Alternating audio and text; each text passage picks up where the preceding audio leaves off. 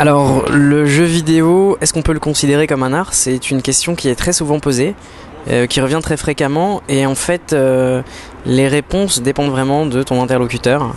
C'est-à-dire qu'il y a des gens pour qui, oui, c'est indiscutable, le jeu vidéo est un art. Il y en a d'autres qui vont dire, pas du tout, le jeu vidéo c'est un loisir. Toutes les créations qui sont faites autour du jeu sont faites dans un but commercial, dans un but divertissant, et pas forcément pour faire réfléchir les gens ou pour provoquer des émotions différentes. Et du coup, je pense que à cette question, il y a autant de réponses qu'il y a de personnes. Voilà. Après, à titre personnel, je pense que le vidéo est presque un art.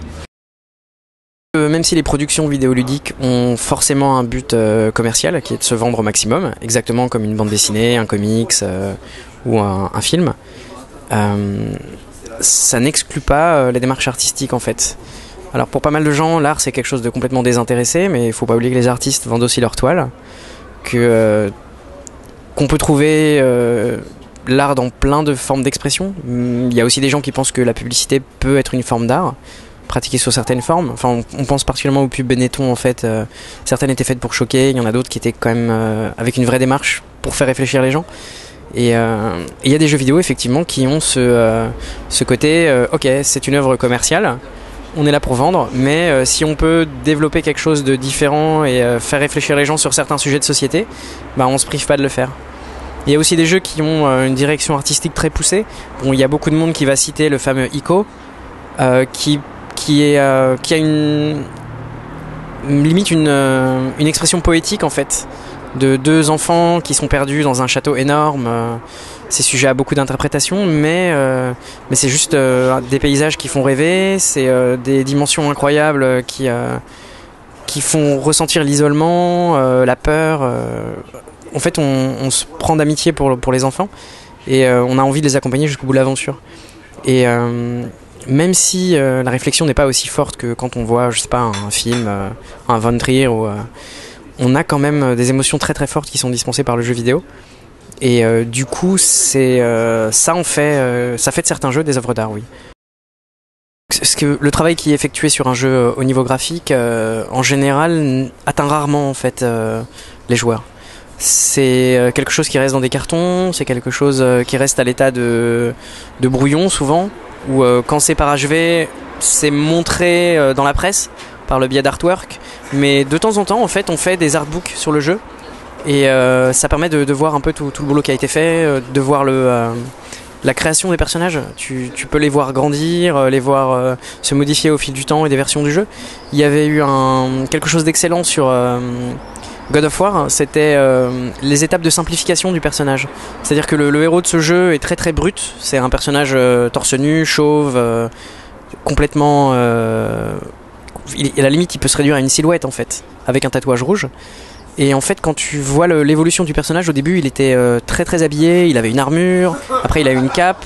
Et les concepteurs du jeu l'ont dévêtu petit à petit pour garder qu'un personnage de guerrier brut. Et l'étape de simplification est vraiment géniale, quoi.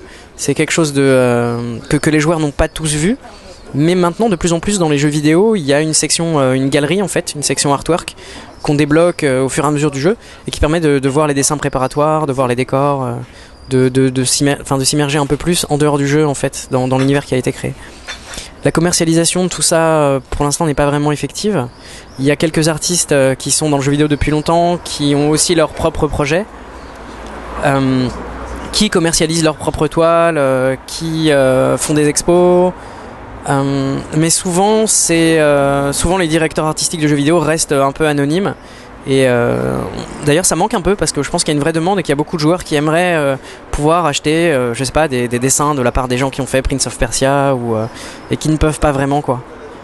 Il y a quelques manifestations artistiques, il y a quelques galeries qui exposent, mais c'est relativement léger et c'est aussi quelque chose qui devrait se développer avec le temps, je pense.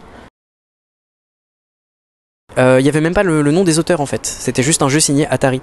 Et je crois que le premier auteur qui s'est amusé à cacher son nom dans un jeu parce qu'il voulait qu'on sache que c'était lui qui l'avait fait, c'était pour un jeu qui s'appelait Adventure.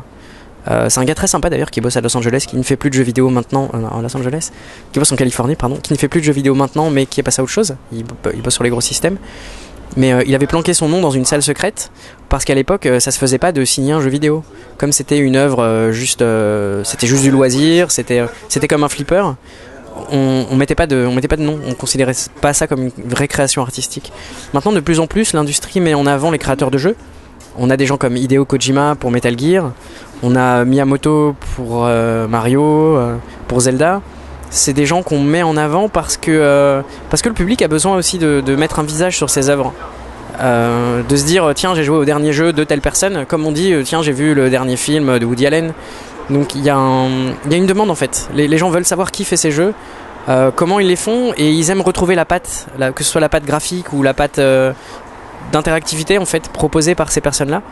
Et du coup je pense que le jeu vidéo va de plus en plus devenir pas people, enfin il va pas se peopleiser, mais ça va devenir l'œuvre de certaines personnes en fait. Après, faut pas se leurrer, le jeu vidéo c'est un travail d'équipe.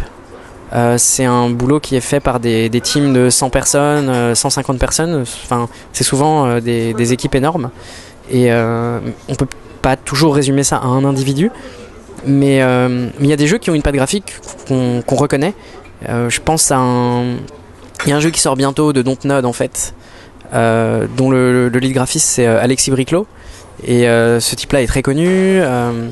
Il a déjà pas mal de fans. Et il y a des gens qui, sans doute, achèteront ce jeu en disant je veux acheter le dernier jeu avec les graphismes d'Alexis Briclot parce que j'aime son univers, j'aime ce qu'il fait. Et je pense que c'est un début. Ça commence et j'espère que ça va continuer parce que le jeu vidéo doit grandir, doit devenir plus mature et ça passe aussi par une reconnaissance artistique en fait.